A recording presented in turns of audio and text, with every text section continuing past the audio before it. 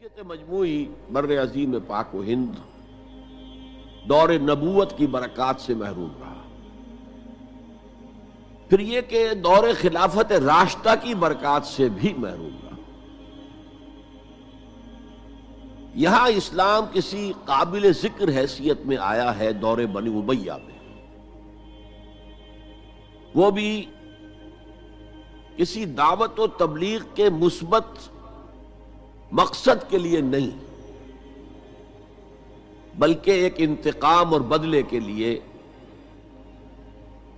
کہ کچھ مسلمان تاجروں کا ایک بحری قافلہ جو سرندیپ سے لنکا سے جا رہا تھا عرب کی طرف، اسے یہاں کراچی کے قریب اسے یہاں کے سندھی ڈاکوؤں نے لوٹ لیا. اس پر مطالبہ آیا اسلامی مسلمان حکومت کی طرف سے. وہ ملوکیت تھی، اب وہ اسلامی حکومت اس معنی میں نہیں رہی تھی جس معنی میں کہ خلافت راشدہ اسلامی حکومت تھی کہ جو قیدی ہیں تمہارے پاس رہا کرو اور کمپنسیٹ کرو جو بھی نقصان یہاں ان مسلمان تاجروں کا ہوا ہے. جب اس کے جواب میں بالکل منفی رد عمل موصول ہوا تو پھر چڑھائی کا فیصلہ کیا گیا، گویا کہ یہ ایک سزا دینے کی ایک مہم تھی. بہرحال اس وقت جو اسلام یہاں آیا تھا اس کے کریکٹرز اس اسلام سے کچھ مختلف تھے جو بعد میں یہاں آیا. وہ اسلام جو محمد ابن قاسم کی سرکردگی میں سندھ میں آیا اور سندھ سے آگے بڑھ کر ملتان بلکہ موجودہ پاکستان کے تقریباً پورے نصف علاقے تک پہنچ گیا تھا، فٹ ہلز آف کشمیر تک. تو یہ اسلام خالص عربی اسلام تھا. ملوکیت تو آ گئی تھی لیکن بدویت اور عربیت جو ہے اس کی چھاپ اس پر ابھی گہری تھی. اور اس اسلام میں نہ ابھی فرقے تھے، نہ مسلک تھے، نہ حنفی، نہ مالکی، نہ شافعی، نہ حنبلی. نہ عقائد کے بارے میں بحثیں شروع ہوئی تھیں، علم کلام کی بحثیں ہوئی تھیں، نہ ابھی یونانی فلسفے اور منطق کا حملہ ہوا تھا. ابھی کچھ نہیں تھا، سادہ اسلام. اسلام اپنی اصل سادگی پر برقرار تھا. چنانچہ اس کی قوت تسخیر بڑی زبردست ثابت ہوئی، اور خاص طور پر محمد ابن قاسم جو نوجوان 17-18 برس کا نوجوان اور نہایت نیک اور پاک باز،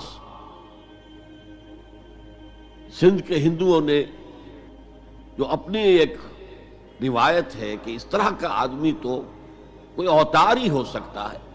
فارسی میں بھی کہا جاتا ہے کہ در جوانی توبہ کردن شیوہ پیغمبر است. جوانی کے اس عمر میں بھی کوئی شخص پاک زندگی گزار رہا ہو تو یہ تو پیغمبروں کا طریقہ ہے. اور ہندوستان میں تصور پیغمبروں کا نہیں تھا، اوتاروں کا تھا. تو اسے بھی ایک اوتار سمجھ کر اس کی مورتیاں تراش کر مندروں میں رکھ لی گئیں اور ان کو پوجا جانے لگا.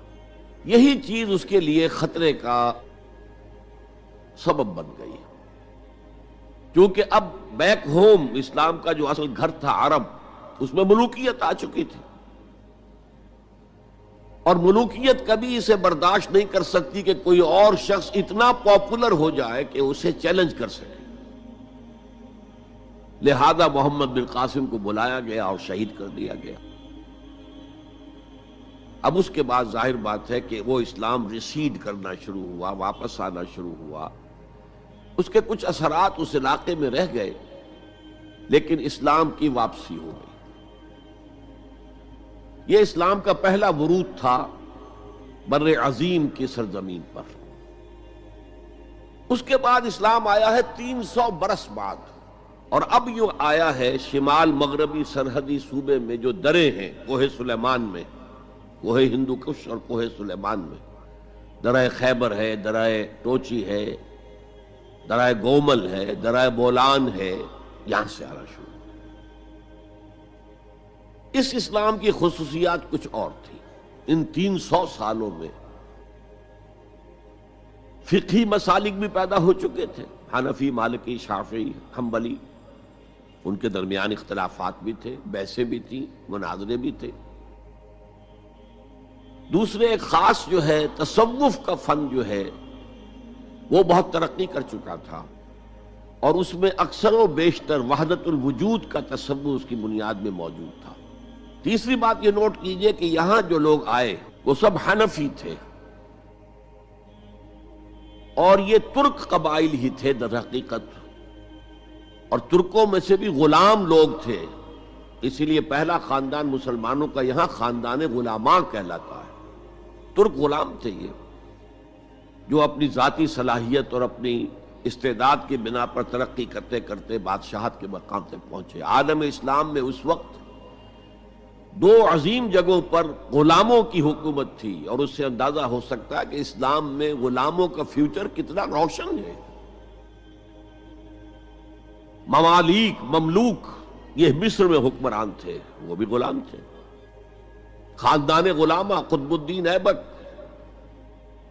شمس الدین التتمش، یہ سب کون تھے؟ غلام تھے۔ بہرحال اب جو اسلام آیا اس میں قیادت کی ایک تثلیث پیدا ہو چکی تھی، توحیدی شان نہیں رہی تھی۔ خلافت راشدہ میں قیادت توحیدی تھی، خلیفہ وقت ہی حاکم بھی تھے، خلیفہ وقت ہی مجتہد بھی تھے، عالم بھی تھے، اور وہی سب سے بڑے اللہ والے بھی تھے۔ لیکن اس کے بعد جو اسلام میں قیادت جو ہے مسلمانوں کی تین شاخوں میں بٹ گئی۔ سیاسی قیادت وہ تو قبائلی عصبیت کی بنیاد پر قائم ہو رہی ہے، تو سیاست تو ہو گئی طاقت کے بل پر، جس کی لاٹھی اس کی بھینس۔ اس کے بعد جو اس دینی قیادت تھی وہ دو حصوں میں منقسم ہو گئی، علمی قیادت علماء، مفسرین، فقہاء، محدثین، اور ایک ہو گئی صوفیاء کی قیادت۔ تو یہ تھی کیفیت جس میں کہ بر عظیم پاک و ہند میں اسلام وارد ہوا ہے پہلے ورود کے 300 برس بعد۔ اب اس کے 500 برس کے بعد یہاں ایک اور ایلیمنٹ آیا، اور وہ تھا شیعیت کا۔ آپ کو معلوم ہے کہ سن 1000 عیسوی میں پاکستان کا جو علاقہ اس وقت کا ہے یہ عالم اسلام میں داخل ہو چکا تھا۔ شہاب الدین غوری وغیرہ کی حکومت وہاں تک تو تھی، البتہ دہلی پر 1206 میں تخت دہلی جو ہے مسلمانوں کا 1206 میں شروع ہوا ہے۔ بہرحال اس کے بعد ہم کہہ سکتے ہیں کہ 300 برس بعد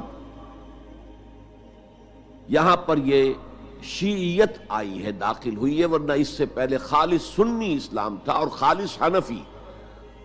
شیعیت کی وجہ سے جو کچھ بھی بعد میں اسلام کو یہاں پر اس تقسیم کی وجہ سے، شیعہ سنی اختلافات کی وجہ سے جو بہت بڑے بڑے نقصانات اٹھانے پڑے، ان میں سے مثلا 2 کا میں تذکرہ کرنا چاہتا ہوں۔ ڈاکٹر امبیڈکر، انہوں نے فیصلہ کیا تھا میں مسلمان ہو جاؤں، گویا کہ یہاں کے اچھوتوں کا مسئلہ وہ اس طور سے حل کرنا چاہتے تھے کہ ہم این بلاک مسلمان ہو جائیں۔ لیکن جب ان کے بارے میں معلوم ہوا تو پھر وہاں پہنچ گئے کچھ لوگ کہ آپ اس مسلک کو اختیار کریں یا اس کو کریں۔ وہ اسی حیث بیس میں پھر انہوں نے فیصلہ کیا کہ میں کوئی بھی نہیں اختیار کرتا، اگر کوئی ایک اسلام ہے ہی نہیں، اب میں ایک کو اختیار کرتا ہوں تو دوسرے سے میری مخاصمت ہو جائے گی، دوسرے کو اختیار کرتا ہوں تو پہلے سے ہو جائے گی۔ اب اگلا دور آیا، ہندوستان میں انگریز آ گئے۔ یہاں موجود بہت سے غیر مسلموں کو شاید میری باتیں اب کچھ ناگوار گزریں، لیکن کچھ حقائق ہیں جو تلخ ہیں لیکن حقائق ہیں، انہیں سمجھنا چاہیے۔ انگریزوں نے یہاں آ کر حکومت چھینی سی مسلمانوں سے بیشتر، ویسے تو یہ کہ ہندو راجے مہاراجا بھی تھے، لیکن بیشتر علاقوں میں تو مسلمان حاکم تھے، لہذا انہوں نے مسلمانوں کو دبانا بہت ضروری سمجھا، اس لیے کہ جو سابق حاکم ہو ان میں ایسپیریشنز پیدا ہوتی رہتی ہیں کہ ہم تھے یہاں کے حاکم، کیوں نہ واپس حاصل کریں۔ بغاوت کے ان کے اندر جراثیم مسلسل پروان چڑھتے ہیں۔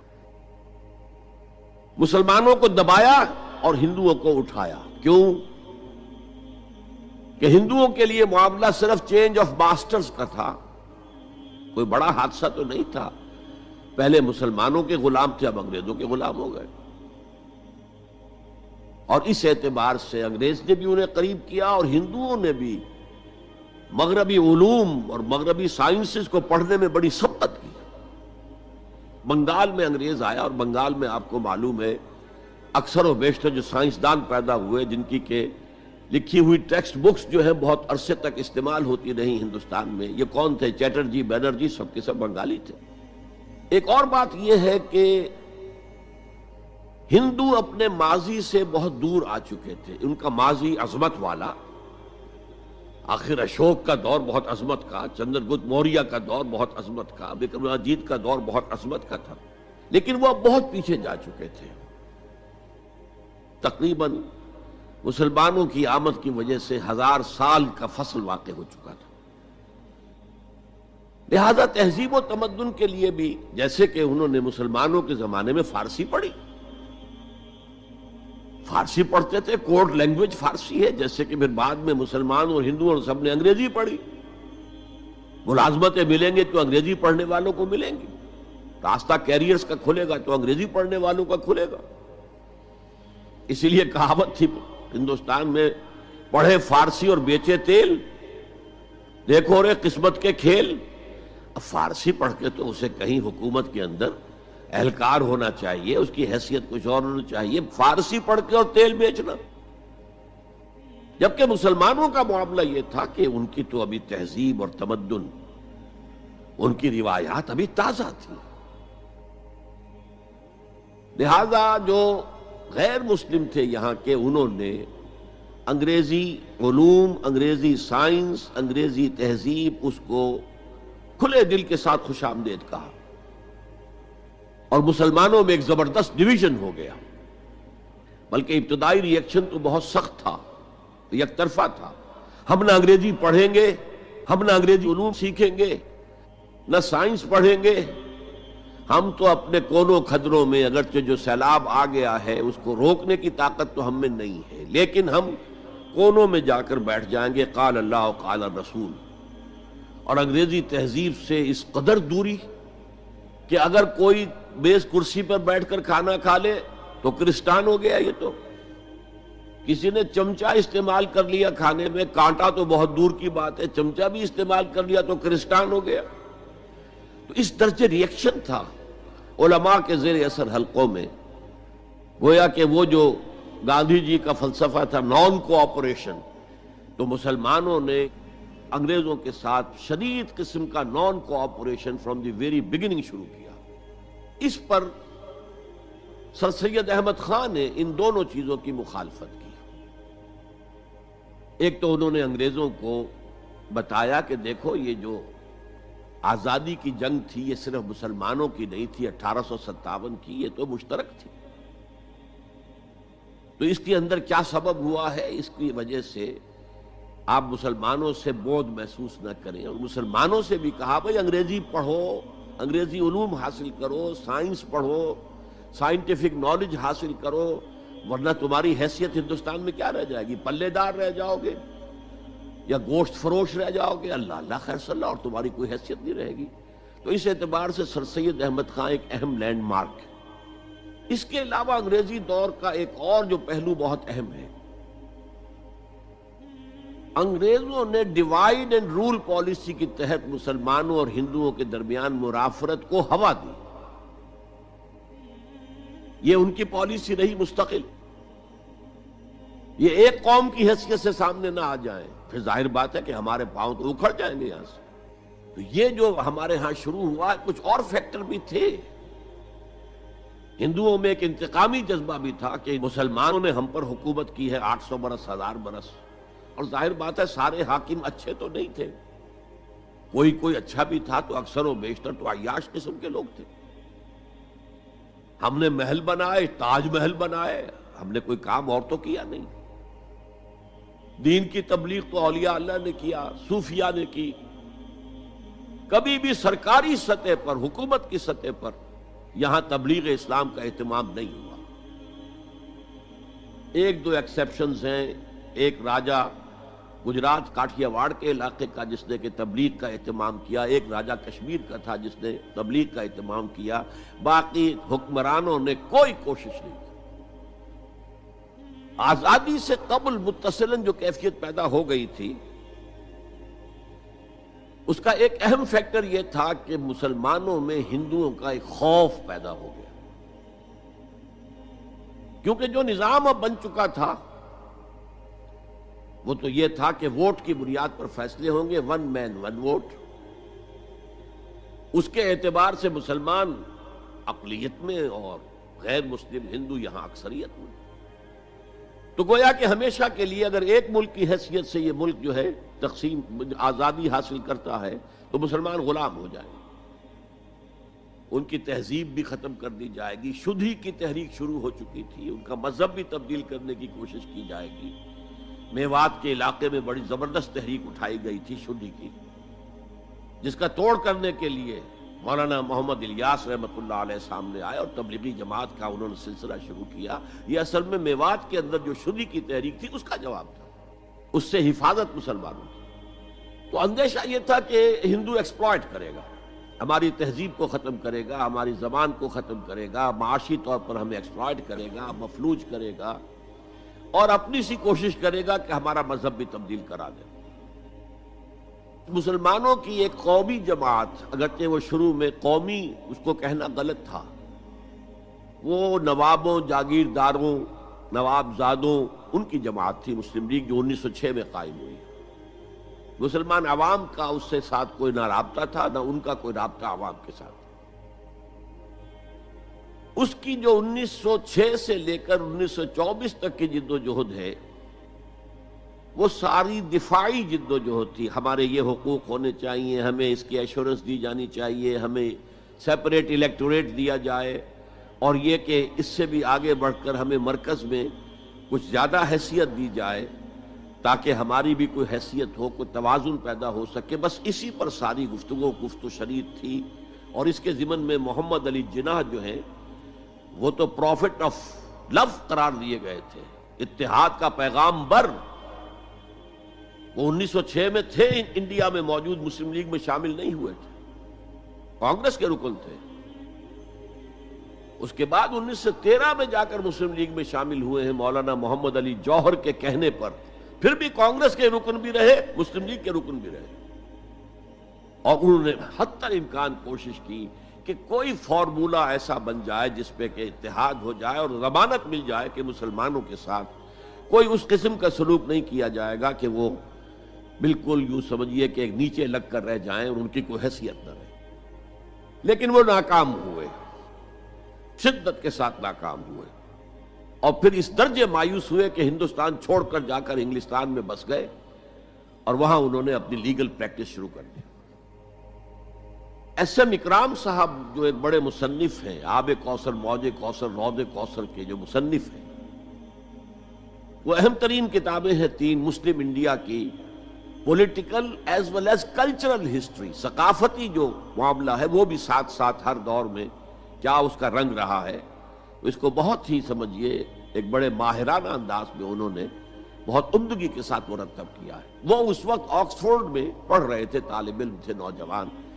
وہ ملے محمد علی جناح سے، اس وقت تک ابھی وہ قائد اعظم کا تو خطاب انہیں نہیں ملا تھا، محمد علی جناح، اور ان سے کہا آپ ہندوستان چھوڑ کے کیوں آ گئے؟ ہندوستان کے مسلمانوں کو تو آپ کی ضرورت ہے۔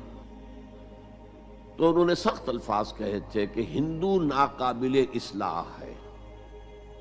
یہ اس وقت کی ہندو قیادت پر ان کا تبصرہ تھا،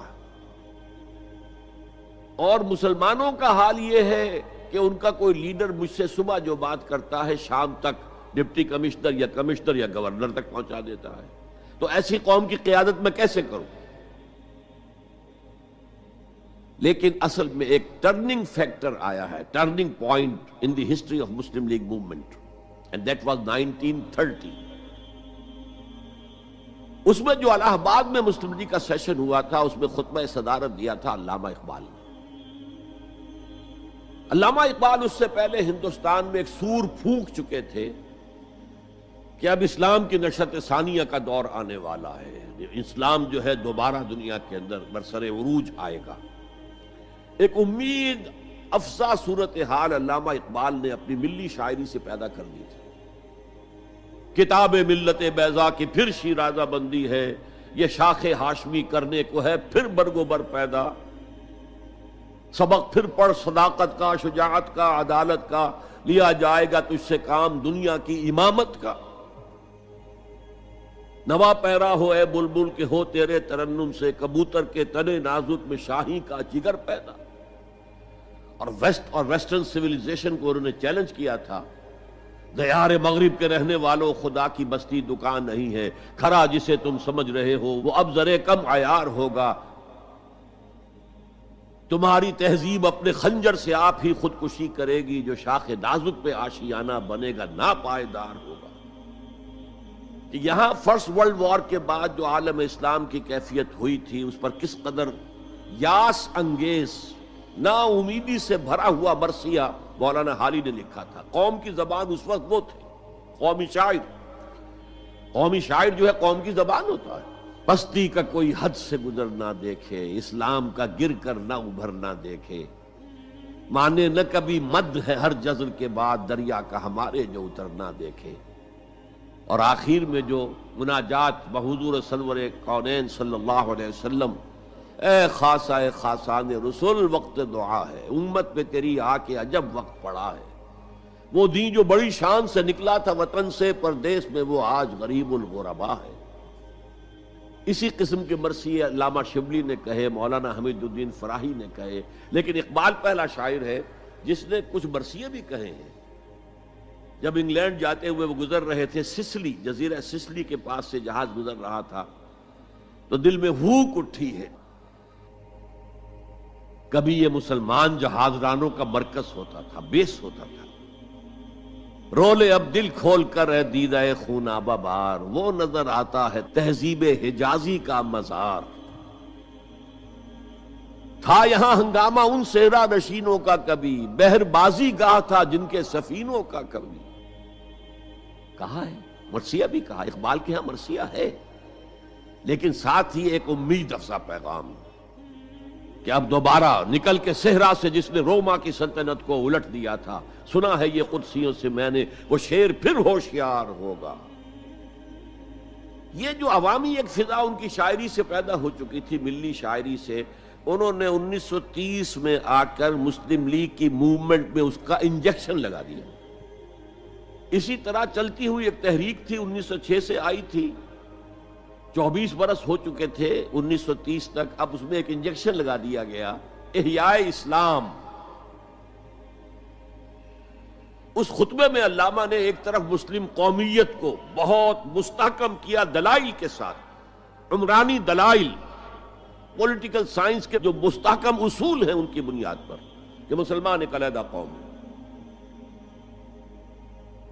اور نمبر 2 انہوں نے کہا، اور یہ ایک پروفیسی تھی، ایک طرح کی مستقبل کے بارے میں ایک پیشن گوئی تھی، تجویز نہیں تھی۔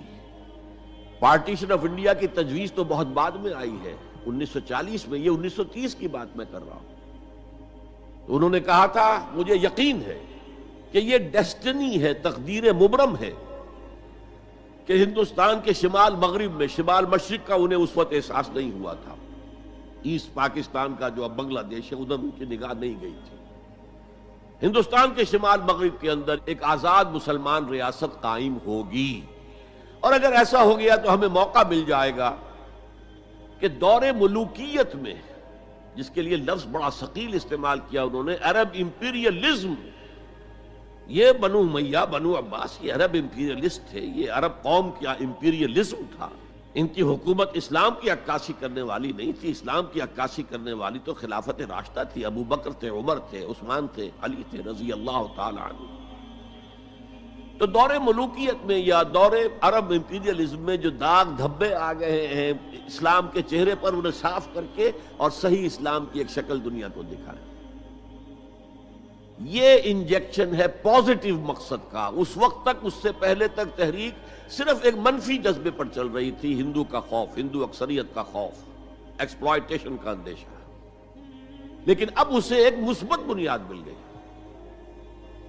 1932 میں قائد اعظم گئے انگلستان، لندن، گول میز کانفرنس میں، جناح صاحب اس میں شریک نہیں تھے، اس لیے کہ وہ تو ویسے ہی سیاست کا میدان چھوڑ چکے تھے۔ اس موقع پر پھر علامہ اقبال نے ملاقاتیں کی ہیں جناح صاحب سے، اور وہی انجیکشن ان کو بھی لگایا اور انہیں پھر آمادہ کیا کہ آئیں واپس ہندوستان، اور اس انجیکشن کے حوالے سے مسلمانوں نے ہند کو منظم کرے اور جمع کرے۔ تو یہ پھر تحریک پاکستان جو ہے، چونکہ مسلمانوں کے جذبات کے ساتھ اس کی ہم آہنگی، معجزہ ہو گیا کہ مسلم مائنورٹی کے پروونسز نے کس طریقے سے یکجا اور یکسو ہو کر اس موومنٹ کو سپورٹ کیا، حالانکہ انہیں معلوم ہے کہ کسی بھی حساب سے ان کے تو پاکستان میں شامل ہونے کا کوئی امکان تھا ہی نہیں، بلکہ تحریک مسلم لیگ اصل میں مائنورٹی پروونسز کی تحریک تھی۔ جو صوبے بعد میں پاکستان میں شامل ہوئے ہیں ان میں سرحد میں تو کانگریس کی حکومت تھی ٹل دی لاسٹ ڈیٹ، پنجاب میں یونینسٹ حکومت تھی ٹل دی لاسٹ ڈیٹ، صرف ایک سندھ تھا مغربی پاکستان میں کہ جو وہاں مسلم لیگ کی حکومت تھی۔ ہاں، بنگال میں مسلم لیگ کی حکومت تھی، اور بنگال ہی مولد ہے جہاں ولادت ہوئی ہے 1906 میں مسلم لیگ کی، اور طویل ترین عرصے تک مسلم لیگ کی حکومت وہاں رہی۔ اب بھی وہاں پر تحریکیں چلتی رہتی ہیں اینٹی پاکستان، 2 مرتبہ پاکستان نے ایئر فورس بھی استعمال کی ہے وہاں پر۔